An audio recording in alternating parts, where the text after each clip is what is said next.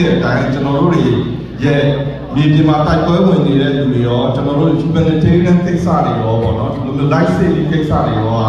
ကျွန်တော်တို့ဖက်ဖက်ကနေပြီးတော့ကျွန်တော်တို့ဆောင်ရွက်နေရတာဖြစ်တယ်အခုအချိန်မှာပေါ့နော်စိတ်ခေါ်မှုအများကြီးရှိတယ်ဆိုတာလည်းသိရပေါ့နော်အထူးဖြင့် US ကနေပြီးတော့ USA ကနေပြီးတော့တချို့ funding တွေကိုကက်လုပ်လိုက်တဲ့အချိန်မှာကျွန်တော်တို့မြေပြင်မှာရှိတဲ့လူတွေအတွက်ကိုတော်တော်လေးကိုထိထိရောက်တော်တော်လေးကို impact ကြီးရပေါ့နော်ဒါကြောင့်ကျွန်တော်တို့အနေနဲ့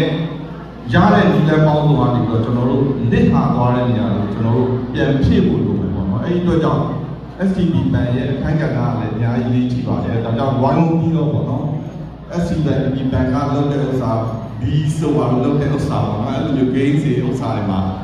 တက်ကန်ကြများဝိုင်းဝန်းကူညီပြီးတော့ပါဝင်ဆောင်ရွက်ပေးကြဖို့ပေါ့နော်နောက်ပြီးတော့ဒီ token တွေလည်းဝယ်ကြဖို့ account တွေလည်းဖွင့်ကြဖို့ဆိုတဲ့ဥစ္စာနောက်ပြီးတော့အထူးသဖြင့်ပေါ့နော်ကျွန်တော်တို့နိုင်ငံတကာရဲ့ banking system မှာဝင်လို့ရအောင်ကျွန်တော်တို့တက်နိုင်တဲ့များ transaction တွေကိုများများလုပ်နိုင်အောင်လဲပေါ့နော်လုပ်ဆောင်နေတာဖြစ်တဲ့အတွက်တော့တက်နိုင်တဲ့များဝိုင်းဝန်းပြီးတော့